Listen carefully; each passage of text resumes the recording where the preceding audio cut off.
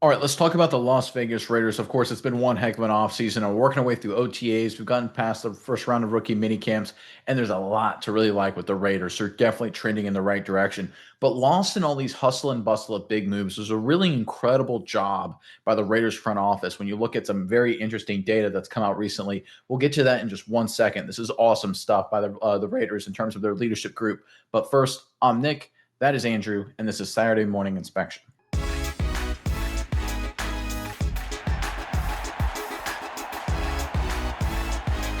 We all know new GM John Spytek. He's done a phenomenal job. That's undeniable at this point. We have to see the results on the field, of course. We got to see some wins banked as opposed to more losses banked.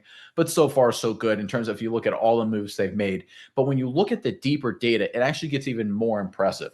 So the Raiders last season, if you look at every single team, and overthecount.com did a great job breaking down this data and just running the sheer numbers, they lost through free agency a lot of their production, a lot of their players. In fact, let's pull up the chart right here if you don't mind, Miles, kind of highlighting. And this is from overthecamp.com. Again, highly recommend their website. They do great work over there. And you can see by that red arrow that the Raiders had the third highest percentage of snaps lost prior to the draft from 2024 to 2025, right? These are snaps that were played offense, defense through the 2024 season that they just lost during the offseason. Now, look, they lost some guys and they added some guys, so it all kind of balances out a little bit there, but this is heading into the draft, right? So even the deals they made through free agency, they still were behind the eight ball a good bit in terms of needing to replace just sheer guys, right? They need depth pieces, guys who played snaps at third corner, whatever it may be, rotational players to fill up their roster. They needed to address that in the NFL draft. And while most people, us included, believe the Raiders had a really good draft, when you look at what they did from an analytical perspective, and the folks at PFF did a great job here, let's go and throw up this chart here, switch to another one, is that the Raiders finished second in the entire National Football League among all 32 teams in drafting players that combined had the most snaps played at the collegiate ranks. So the Raiders went into the draft. Remember, this is data that happened after the draft. This is evaluation after the fact. But the Raiders internally went into the draft saying, we need to get guys who are experienced. We need to get guys who can play for us now, guys who have played a lot of football, because we got a lot of guys that we have to replace. We got a lot of snaps we have to replace. It may not be, it may not be right. You got Geno Smith, right? You're not looking for a first round quarterback, but you've got a lot of guys throughout the entire roster that you have holes. You need to slide in guys with experience. And if you look at what they did an incredible job of that in the draft. 22,874 snaps. You go down the list, most of these guys, 1,600, 1,500, 700, 4,000, 2,000, 1,000, 1,900, 1,800, 2,200, 3,200, and 1,600 the final name on that list, Cody Lindenberg there. So again, across the board, the Raiders went into the draft. They needed snaps. They needed to address a lot of holes. They had a lot of moves they had to make. So not only did they do great picks from the top to the bottom, we've covered a lot of those, right? You look at Grant, we've talked about, of course, the top of the draft. You look at Tommy Miller, quarterback position. You look at maybe the next, I'm sorry, Cam Miller. And you look at maybe the next Julian Edelman and Tommy Millott right there. So they've made a lot of great moves. But if you take a step back and look at it holistically, the Raiders did a great job addressing their biggest overall concern. They needed to get snaps to fill out their roster this season, and they did that in the NFL draft. Very few teams can execute on this, right? The only other team in the NFL that came close was the Seattle Seahawks. We did them a few days ago. Between those two teams, they're the only teams that went into the NFL draft that had a big-time snap discrepancy that addressed it. This is a great job by the Raiders. This is a great job by John Spytek. It is incredibly hard to do, to find good value, to draft good players, and to also address a need at the same time from a holistic perspective. And the Raiders checked all three boxes. Incredible work by the front office there. All right, Miles, I'm curious what your thoughts are on all of this. But first, Raider Nation, in the comment section below. Look, we kind of threw a lot of data at you here in terms of what the Raiders are trying to do. But I think the big takeaway is that the Raiders are trying to make sure they take a big step forward and get past sort of a constant rebuilding phase and start winning more football games. And to that end, let me ask you something. What's one matchup you're looking forward to this upcoming season in terms of getting a big win, right? Especially early on in the season, right? There's a lot of very interesting matchups, some yardstick games, some games that if you're going to be good, you should win. Whatever it may be, give us a game you think the Raiders really need to win in the first, say, 8 to 10 weeks of the season to finally send a message that it's a new era in Las Vegas. Let us know your thoughts on that in the comment section below. But Mize, over to you now. What do you think of this data and just everything going on with the Raiders?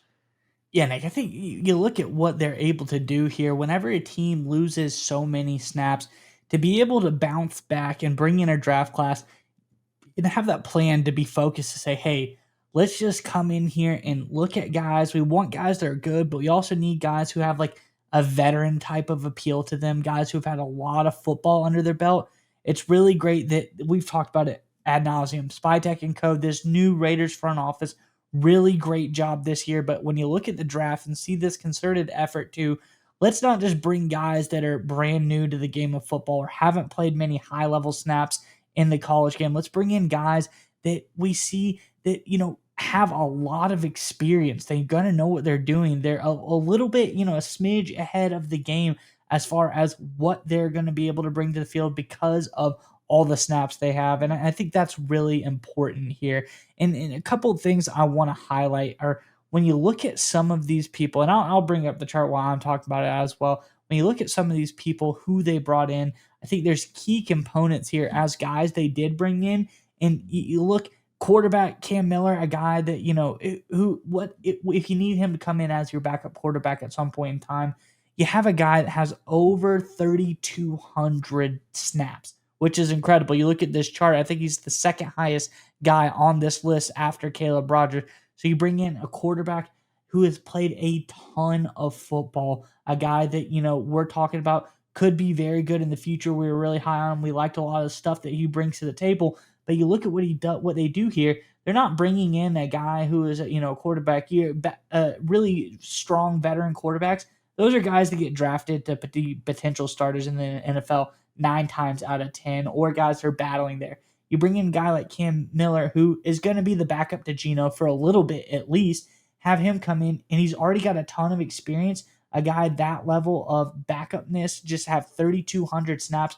I think it's a really great job of having a quarterback who's going to be ready, who's seen a lot of different stuff already, been around the block. I think that's important. And then you look at the offensive line, something that I think that the Raiders have done a great job so far beefing up over the coming years, but there is still a little bit more they can do. But bringing in guys like Caleb Rogers, who has over 4,300 snaps there. We also like Charles Grant, 2,600 snaps there. 2 tackles you bring in who have a lot of experience. If DJ Glaze doesn't work out, if they need to move people around, if Kappa doesn't work out at right guard, I know he's traditionally been decent, but he had a really down year last year.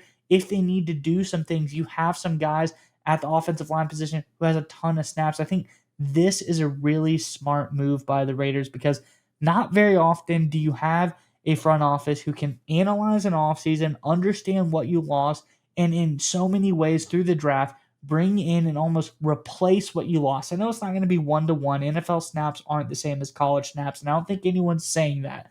But when you look at what you can compare, at least the guys they did bring in have a lot of college snaps under their belt. It's not guys that have played very short seasons, one and done, breakout player came in 1 year and did a lot of good stuff. These are guys that are veterans, played a lot of football, and done a lot of really good stuff. So overall, I'm really excited about what this Raiders front office has done here, and I think this is going to prove to. I think there's a lot of things they've done this offseason to make this team better, but moves like this are what is going to surprise people, and that's how guys sneak out from the woodwork, and you get rookies where you're saying, "Wow, don't know where this guy come from, but he's really, really good off the bat." It's because he has so many snaps under his belt. He's already such a veteran-like player. Yeah, because when we focus on veterans, I say, oh, this guy's experienced, he's a veteran. We normally focus on age or years of experience. But in reality, what it really means is how much football have you played? How much football have you seen? Right? If you've been a bench warmer for 5 years, are you a 5-year vet versus a guy who's been a 1-year starter?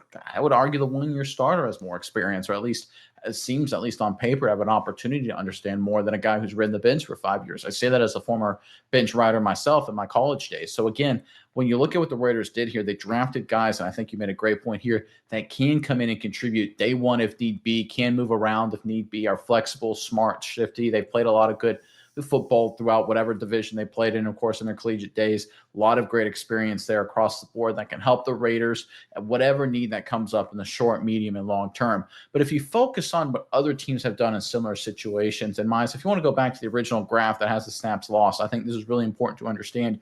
If you look at the 2 teams on the far left, the Vikings and the Dolphins, right? They lost more snaps than anybody. They failed in the draft. They're not even close to where the Raiders are in terms of replacing those snaps. You look at teams like the Jets that are like only a couple spots behind the Raiders right there in terms of how many snaps lost. They failed in that regard as well. So a lot of teams, just because you lost a lot of snaps, generally what happens is people just expect, oh, you'll just replace it in the draft. Most teams don't. Most teams fail to do that for a number of reasons. Usually they get caught up and they trade up a lot for a certain player, or they run out of just a lot of times it's just stupid stuff. If I'm going to be honest, they make a bad trade, they make a bad deal. They're focused on trying to renegotiate a contract and they lose sight of it, right? The reality is you need to always be looking to fill out your roster with experienced quality players. It sounds obvious, but a lot of teams fail in this regard. The Raiders under Spytek have kept that focus the entire offseason.